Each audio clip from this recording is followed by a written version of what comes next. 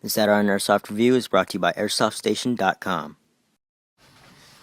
Hey guys, here with another Aderonn Airsoft review. This is the video review of the CYMA Socom 16.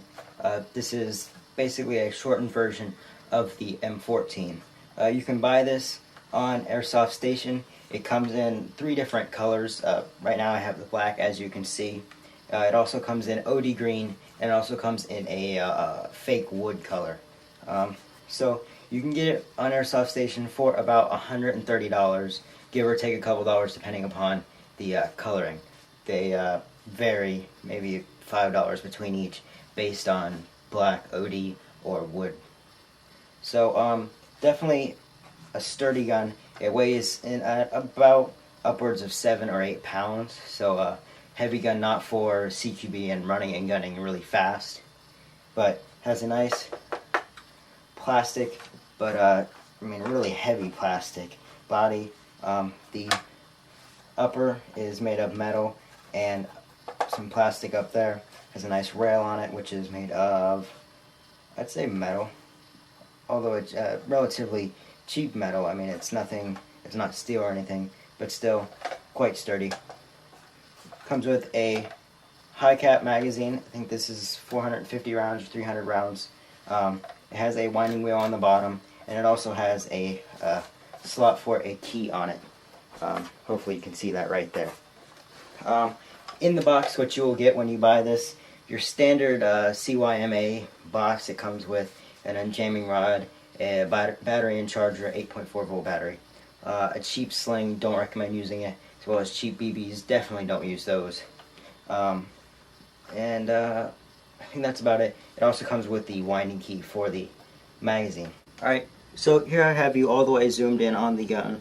Obviously the gun is too long to fit in all frame, but we'll start with the back. Here on the back you have your nice firm plastic grip on it. It's got a nice texture to it, so I mean you could hold it without having the stock slip out of your hands. It has a nice metal butt plate, which opens up like that to put on your shoulder. Normally on the real thing, or the real steel, that would be used to counteract recoil and keep your aim a little bit more steady. But with this, there's no real need for it, being that Airsoft has no recoil. But you will find your battery compartment, so you can just open up that, no problem. Just pull that little tab back, and it opens up. You have plenty of room, almost too much room for your battery.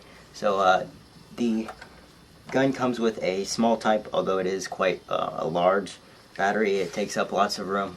So if you're using your own battery, which I highly recommend buying your own, you'll have a lot of room in here, and the battery might shake around and make noise when you're running. So you might want to put a little bit of foam or put a t-shirt in there just to take up some of the space and dampen the noise. So when you're done, it has your fuse in there, your Tamiya connectors. When you're done, just close it up, put that down, and you're ready to go. It has a fixed sling point on. It has a little bit of move, but it doesn't move forward and back. It's just kind of side to side. Making it to the grip, it has a different texture, sort of a diamond pattern texture for your hand. Very nice. You're not gonna your hand's not gonna slip, even if it gets sweaty or if you have slick gloves on. No problems there. Moving up, you have your trigger assembly. Right now it is in fire, and this is your safety right here. Flick it back. That's in safe. And that is very helpful because when you put your finger in to pull the trigger, you'll notice that the safety is on, and you can just easily flick it forward, no problems. So you can just flick with your finger, turn it on fire, and you're ready to go. Here you have your selector switch. This is a very unique selector switch, unique to the M14 style. Basically you just spin it and you're good to go. Although it can go full auto, the main reason you would probably have one of these is as a sort of long-ranged semi-auto rifle. You can go full auto, but with Airsoft, as in real steel, accuracy is reduced with full auto fire. So you're probably going to want to keep this on semi-auto for long-range shots, and you're limited to about 150 to 175 feet. At least that's what I've concluded with my testing. It is quite accurate up to that, although once it hits its max range, the BB just drops out of the sky. It's very accurate up to that point and then just falls. So I haven't mentioned it before, but this gun shoots around 350 feet per second, and on an 8.4 volt battery, I've pulled around 10 rounds a second. Here you have your sights. You have your left and right adjustment for your windage, and let me see if I can get you guys a better view of this. Here you have windage. It doesn't move very much with each click, so that's nice for fine adjustment. And then here you have your elevation, which is quite noisy, but you can see it moving up and down. It's quite a awful sound, but you're probably going to want to just do that before the game. Moving up, here you have your mag release. Basic, pretty much like an MP5 or an AK. Just flick this forward and your magazine will fall out. Like the AKs, you have to load the magazine at an angle and then click it in. No problems. You can't just stick the magazine straight in, you have to put it at an angle. But then you're good to go. Perhaps my favorite feature about this gun is the mock bolt. Actually, the bolt functions, but it doesn't have any practical function. So here, just listen. It sounds pretty cool right there. So that's one of my favorite features, even though it doesn't have a practical use. It's just cool before games, or if you're using this as a movie prop. It sounds really awesome. It does have a locking feature right here. You can lock the bolt back, although it works maybe half the time. I've tried it and it doesn't work 100% of the time, so that's definitely a downfall, but still pretty awesome. Moving up, you have that diamond textured grip right here. Let me zoom in and see if I can get you guys a better view of it. It is quite a nice grip. So hopefully you guys can see that. Yep. Right here you have the nice diamond texture. Moving up on the top, you have a rail, 20mm Weaver rail for optics if you want to put a red dot or a scope on it for long range shots. You can easily do that.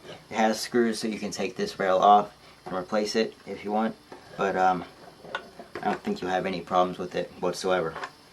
Moving up to the very front, you have your front sling mount. It rotates like this, but there's no side to side movement at all. Very nice.